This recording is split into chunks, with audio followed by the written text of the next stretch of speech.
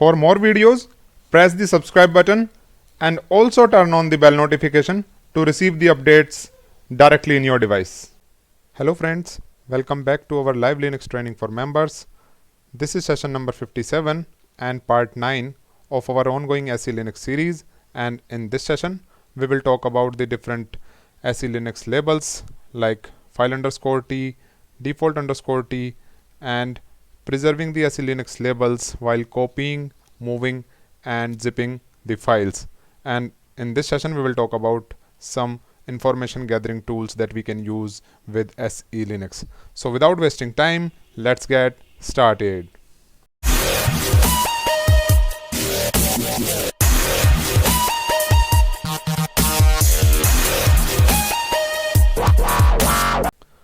First, we will talk about the different labels file underscore t and default underscore t.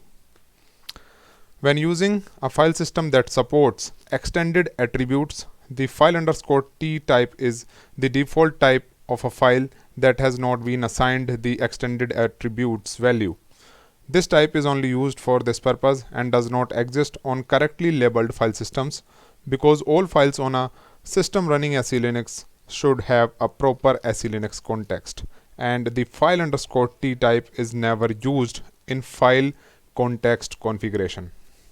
If I talk about the default underscore t, the default underscore t type is used on files that do not match any pattern in file context configuration, so that such files can be distinguished from files that do not have a context on disk and generally are kept inaccessible to confined domains. For example, if you create a new top level directory such as /my directory, this directory may be labeled with the default underscore t type. If services need access to this directory, you need to update the file context configuration for this location. Let me show you. Let's go to the terminal, and there we will create a new directory on the root with the name as mydir. Now I will show you the SE Linux context for this mydir directory. Here you can see that the label or the context type is default underscore t. So this is the difference between file underscore t and the default underscore t labels. Let's proceed further. Now we will talk about mounting the file systems. By default, when a file system that supports extended attributes is mounted, the security context for each file is obtained from the security Linux extended attribute of the file. Files in the file system that do not support extended attributes are assigned a single default security context from the policy configuration based on the file system type. Use the mount-o context command to override the existing attributes or to specify a different default context for the file system that do not support extended attributes. This is useful if you do not trust a file system to supply the correct attributes. For example, removable media used in multiple applications. The mount-o context command can also be used to support labeling for a file system that do not support extended attributes such as file allocation table or NFS volumes. The default context specified with the context option is not written to disk. The original contexts are preserved and are seen when mounting without context if the file system has extended attributes in the first place.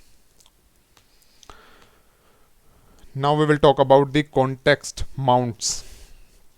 To mount a file system with the specified context, overriding existing context if they exist, or to specify a different default context for a file system that does not support extended attributes, as the root user, use the mount-o context command, and there you need to clearly specify the context after this context option. And here you will have to mention the SE Linux user type, the role, the label type and the label when mounting the desired file system. Context changes are not written to the disk. By default, NFS volume mounts on the client side are labeled with a default context defined by policy for NFS volumes. In common policies, this default context uses the NFS underscore T type without additional mount option. This may prevent sharing NFS volume using other services such as Apache HTTP server. The following example mounts an NFS volume so that it can be shared via Apache HTTP server.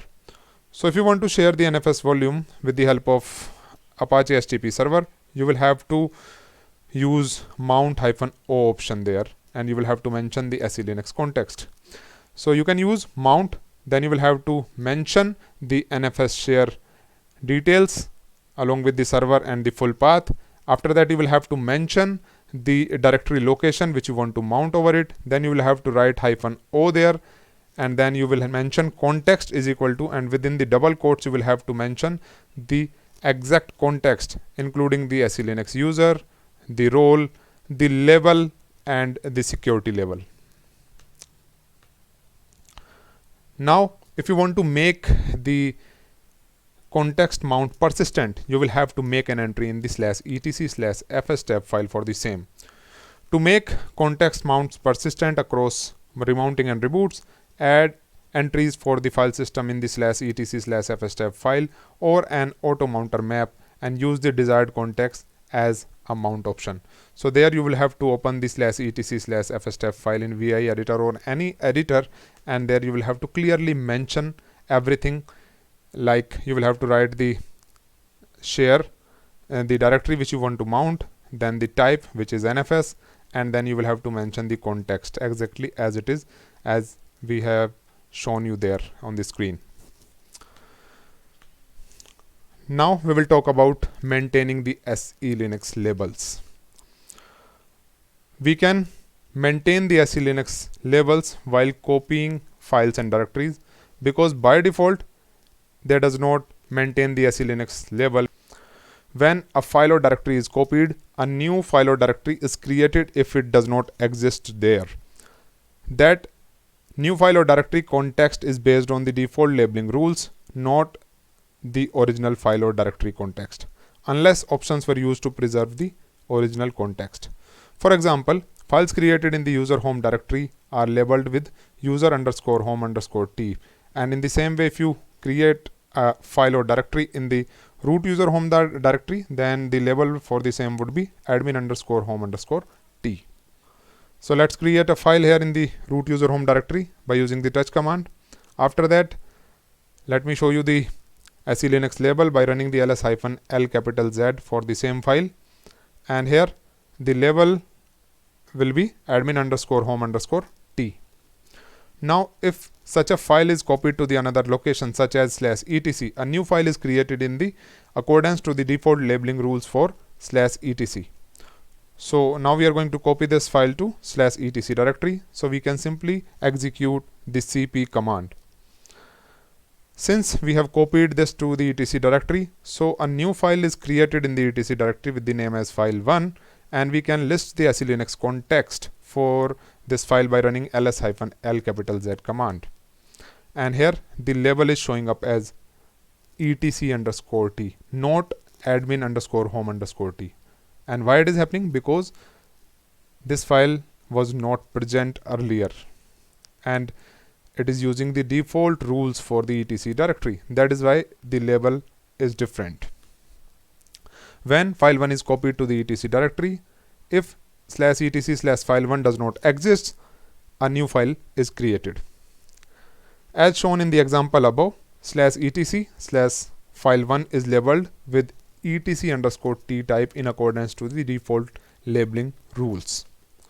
When a file is copied over an existing file, the existing file context is preserved unless the user specified cp options to preserve the context for the original file, such as --preserve is equal to context. Let me show you this on the terminal. We are in the root user home directory, and let's create a new file here. So let me create a file with the name as new file.txt. Now let me show you the SE Linux context for this new file.txt, and here the label is showing up as admin underscore home underscore t. Now we are going to copy this file to the /etc directory. So we can execute the cp command for the same, and now we are going to list the SE Linux context for this file that is copied to the etc directory.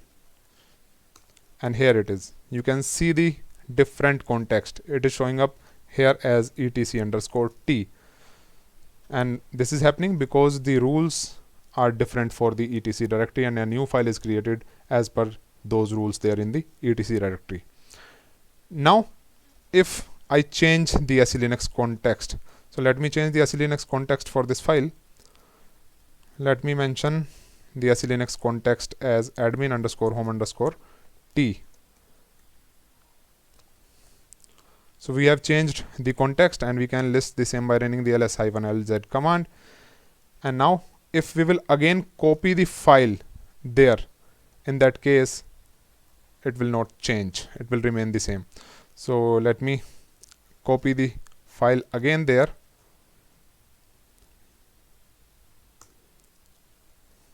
and this time again we will list the SE Linux context, so it will remain the same, it will not change. So if the file exists there, in that case it will not change the SE Linux context, but if a new file will be created, in that case the new label will show up. Let's proceed further. Now I will tell you how can you preserve the SE Linux context when copying the files and directories. This procedure shows how to use the -- preserve is equal to context option to preserve the SE Linux context when copying. So create a file in the root user home directory. The file is labeled as admin underscore home underscore t type. So here I am using the cal command to create a file, and I can list the SE Linux context by running the ls-lz command for the same, and the SE Linux context label is admin underscore home underscore t for this file. Now we are going to copy this to the /var/ww/html directory, which is labeled as httpd underscore sys underscore content underscore t type. So let me list the SE Linux context for this directory, and it will show up here as httpd underscore sys underscore content underscore t. Now we are going to copy this file to this location, but at the same time we will use option -- preserve is equal to context command.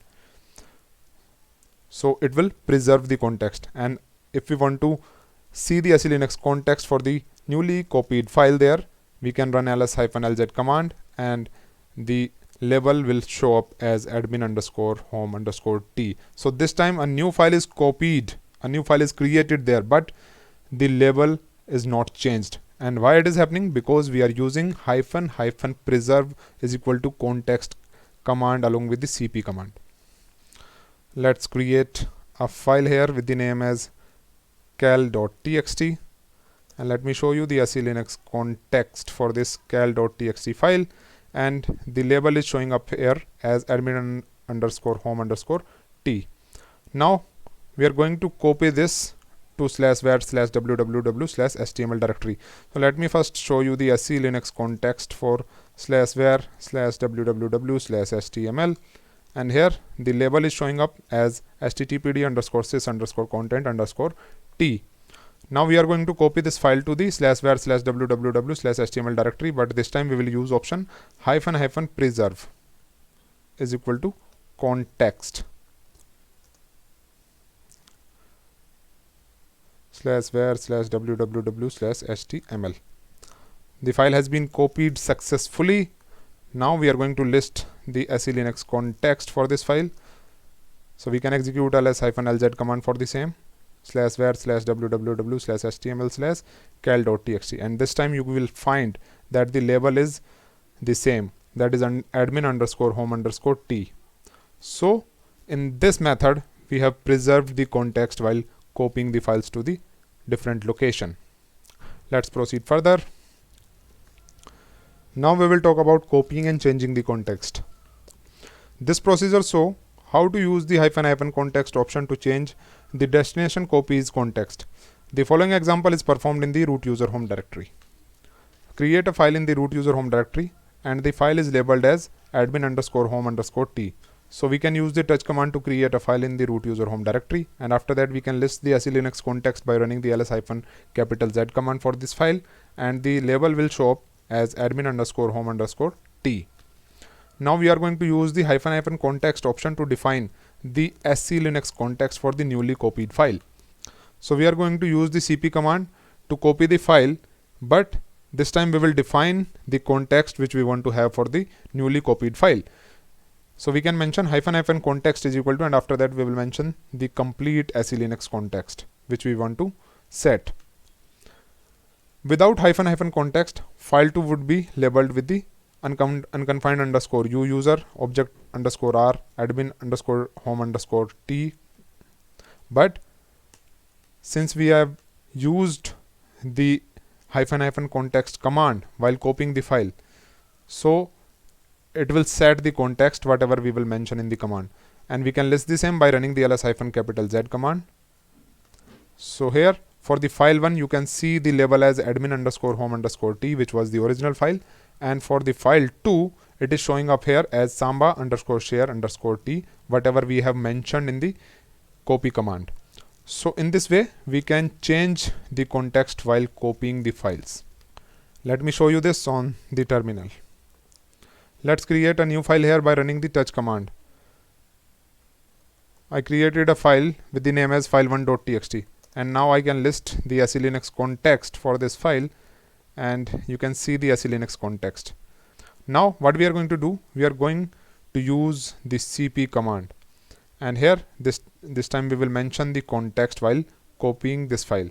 So we can write here cp -- context is equal to, and there we can define the context. So I can mention SELinux_user_u object_r as role, samba_share_t as label, and s0 as security label. And after that I will mention the original file name, that is file1.txt, and then I will have to mention the new file name which I want to copy it with. So I have copied the file. Now we will list the SELinux context for this newly copied file, which is file2.txt, and you can have a look at this. The label is totally different. It is the same which we have mentioned in the copy command. The user is different, the role is different, the label is also different, which is samba_share_t. So in this way we can change the context for a file while copying or moving it. Let's proceed further. Now we will talk about copying a file over an existing file. This procedure shows that when a file is copied to an existing file, the file's context is preserved. As the root user, you can create a new file in the /etc directory as shown below. So you can use the touch command to create a new file, and then you can run the ls-z command to list the SELinux context, and here the label is showing up as etc_t. Create another file, file2 in the tmp directory, and list the SELinux label. So you can use the touch command to create a file, and you can run ls-z command to list the SELinux label, and the label will show up as user_tmp_t. Now overwrite file 1 with file 2. So you can use the cp command to copy the file which is there in the tmp directory to /etc. It will overwrite the file, and after copying the file you can execute the ls-z command to list the SELinux context for the file 1 which is there in the etc directory, and you will still see the same label there on the file, which is etc_t, not the user_tmp_t, because you are copying a file, you are actually overwriting a file, so it will use the previous file's SELinux context. Let me show you this on the terminal. Let's create a file in /etc directory with the name as cal.txt, and let me list the SELinux context for this file. Here the label is showing up as etc_t. Now I'm going to create a new file in the tmp directory. So I will mention cal here, and after that I will write /tmp/cal new.txt. Now I will list the SELinux context for this file, and here you can see the label as user_tmp_t. Now I'm going to copy this file to the same location in etc directory with the same name. So what this command will do, this command will actually override the cal.txt file with calnew.txt from the tmp directory. Press Y and press enter, and now list the SELinux context for /etc/cal.txt file, and here you can see the same label. File has been overwritten, but the label is the same. So while overwriting the files, system preserves the SELinux context with the help of the previous file. Now we will talk about moving files and directories. Files and directories keep their SELinux context when they are moved. In many cases, this is incorrect for the location they are being moved to. The following example demonstrates moving a file from a user's home directory to the /var/www/html directory, which is used by the Apache HTTP server. Since the file is moved, it does not inherit the correct SELinux context. So to show you this example, you can change to your home directory and create a file there by running the touch command.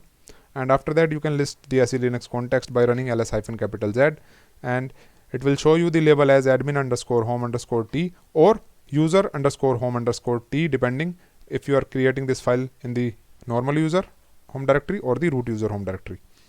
After that, you can run the following command to view the SELinux context for the /var/www/html directory. You can execute ls-ldz, and you can mention the directory name there. It will show you the context label as httpd_sys_content_t. Now, as the root user, move file1 to the /var/www/html directory. Since this file is moved, it keeps its current SELinux context label. So you can run the mv command for this file, and after that you can list the SELinux context by running the ls-z command. So it will show you the SELinux context as the original one, which is admin_home_t in this case. By default, Apache HTTP server cannot read this file, which are labeled with user_home_t type. Let me show you this on the terminal. Let me create a file here by running the touch command. File new.txt, and let me list the SELinux context for this file, and here the label is showing up as admin_home_t. Let me show you the SELinux context for /var/www/html directory, and here the label is httpd_sys_content_t. Now we are going to move this file to the /var/www/html directory. So we can use the mv command to move this file, and now we are going to list the SELinux context for this file. Let me execute the ls-Z command here, and you can see the label. The label is the same. So while moving the files, it does not change the SELinux context. Let's proceed further. Now we will talk about checking the default SELinux context. Use the match pathcon utility to check if files and directories have the correct SELinux context. This utility queries the system policy and then provides the default security context associated with the file. The following example demonstrates using match pathcon utility to verify the files in /var/www/html directory are correctly labeled. So as the root user, we can create 3 files in /var/www/html directory, and these files will inherit the same label, that is httpd_sys_content_t type from the parent directory. So we can execute the touch command to create the files there, and we can run the ls-z command to show the SELinux context. And here the label is showing up as httpd_sys_content_t for all the files. Now as the root user, change the file1 type to samba_share_t. So here we can use the chcon command to change the label. Now we will execute the match pathcon-v option to compare the current SELinux context to the correct default context in the security policy. So we can execute match pathcon-v and the location, and it will show us the correct SELinux context which should be there on these files. So it can verify the label. Let me show you this on the terminal. So first we are going to create some files in /var/www/html directory, and we are going to create the files there with the names as file 1, file 2 and file 3. Let me list these files /var/www/html. So these 3 files we just created there. Now we are going to see the SELinux context for these files. So we can execute ls-z/var/www/html, and after that we will mention file, and the label is showing up as httpd_sys_content_t. Now we are going to change the SELinux context for the first file, and we are going to change this with samba_share_t. Now we will list the SELinux context again, and here you can see that the label has been changed to samba_share_t for the file 1. Now we are going to use the match pathcon utility to verify the SELinux context. So we can execute match pathcon-v, and then we will have to mention the location, that is /var/www/html, and after that we will mention the files. And here you can see that it is saying for the file 1 the context is not correct. It should be httpd_sys_content instead of samba_share_t. So by running the match pathcon utility, we can verify the default SELinux label. Now how can we restore the default label? To restore the default label, we can execute the restore con-v command. So we can execute this command for file 1 and it will restore the label back. Let me show you this on the terminal. So we can execute restore con-v, and after that we will have to mention the complete path for this file, which is /var/www/html/file1, and it will relabel the file back. It will change the SELinux context to the default one, and we can list the same by running the ls-z command. Here it is, and we can verify the same by running the match pathcon utility. Now all the files have verified the SELinux context. Now we will talk about archiving files with tar utility. The tar utility does not retain extended attributes by default. Since SELinux context are stored in the extended attributes, context can be lost when archiving files.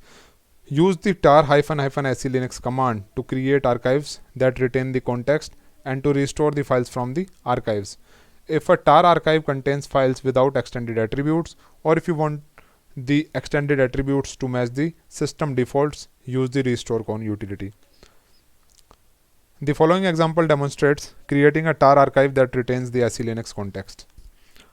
We can change to the /var/www/html directory and view the SELinux context for the files. So we can go to the /var/www/html directory by running the cd command, and we can execute ls-Z command for seeing the SELinux context. Now As the root user, we can create 3 files, file 1, file 2, file 3 there. We can use the touch command for that. And after that, we can execute ls-Z to see the SE Linux context for these files which we have just created. Now as the root user, run the following command to create a tar archive named as test.tar. And we will use --SE Linux option to retain the SE Linux context. So we can use tar --SE Linux -cf test.tar, and then we will have to mention the name of the files. So it will create an archive. Now as the root user, create a new directory named as /test and then allow all users full access to it. So we can execute mkdir/test, and after that we will mention chmod 777 for this directory, and now we will copy this test.tar file into /test. So we can use the cp command. Now change to the test directory. Once in this directory, run the following command to extract the tar archive. So we can execute tar --SE Linux -xvf test.tar, and it will extract the files, and we will now see the SE Linux context by running the ls-Z command, and you can see that it will retain the SE Linux contexts. Now let me show you this on the terminal. So let's go to the /var/www/html directory, and there we are going to create 3 files.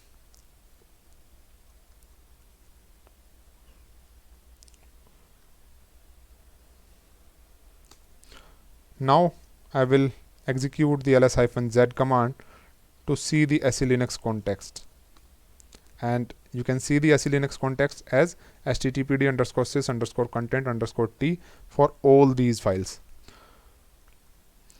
Now we are going to create a directory with the name as test on the root directory, and we are going to provide full access to everyone on this directory by running the chmod command.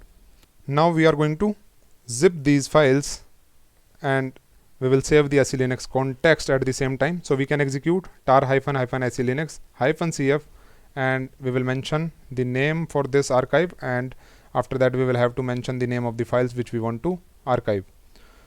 So we have successfully archived the files in test.tar file.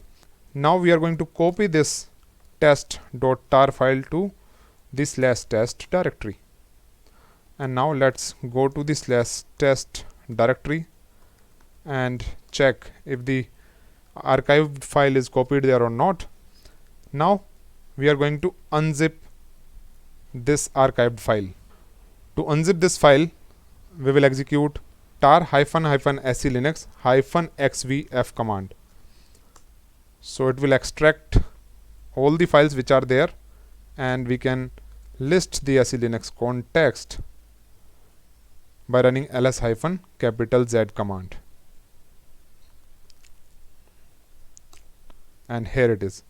You can see the same label on all the files. So in this way we can preserve the SE Linux context while zipping the files.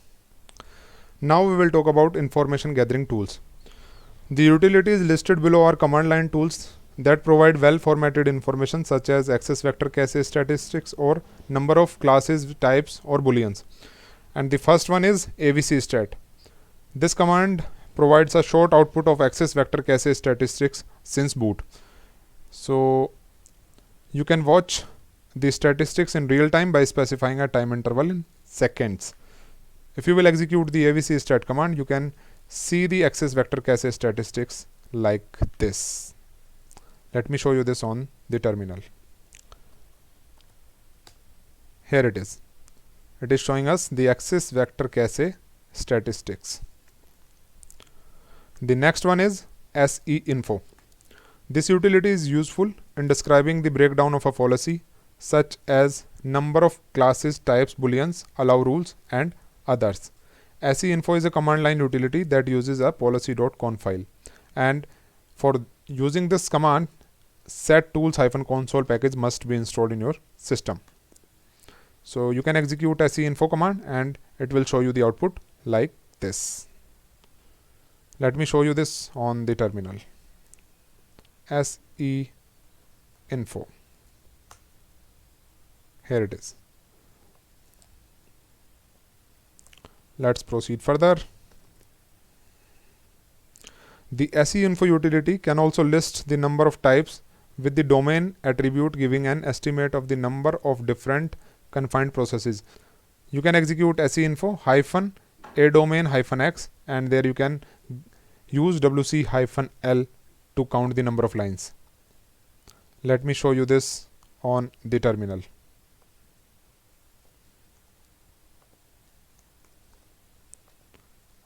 So it will show you the number of lines as 849. It may be different in your case. Not all domain types are confined. To look at the number of unconfined domains, you can execute unconfined underscore domain attribute along with the SE info command. So to list this, you can execute SE info hyphen a unconfined underscore domain underscore type, and you can count it by running the WC hyphen L with the filter, and there are 93 unconfined domains. Permissive domains can be counted by using hyphen hyphen permissive option along with the SE info. So you can execute SE info hyphen hyphen permissive hyphen x, and you can use WC hyphen L filter to count the number of lines. The next one is SE search. You can use the SE search utility to search a particular rule in the policy. It is possible to search either policy source file or the binary file. For example, you can execute SE search hyphen hyphen role underscore allow hyphen t, and after that you will mention the role. Let us suppose unconfined underscore r, and after that you will mention the policy file. So it will show you the output like this. Let me show you this on the terminal.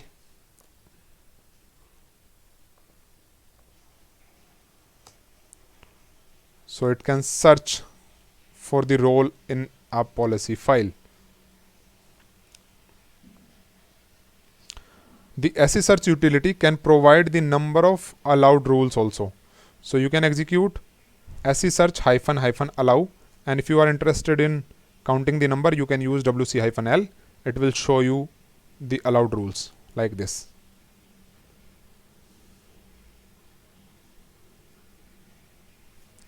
So there are 1,13,071 rules.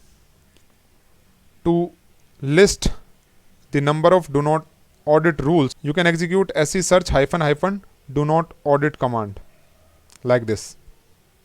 So it will show you the do not audit rules. There are 10,395 such rules. To see all the do not audit rules with the names, just run the same command without WC hyphen L. Let me show you this. SE search hyphen hyphen do not audit, and we can use the head filter to see the first 10. So it will show you the output like this with all the details. So guys, that's all for today's session. In the next session, I will teach you the multi-level security in SE Linux. Hope you will find this session useful for you. If you like it, then do share it with your friends and colleagues. And if you are new on our channel, then please subscribe us and turn on the bell notification. I'll see you in the next one. Till then, bye bye. Jai Hind. Vande Mataram.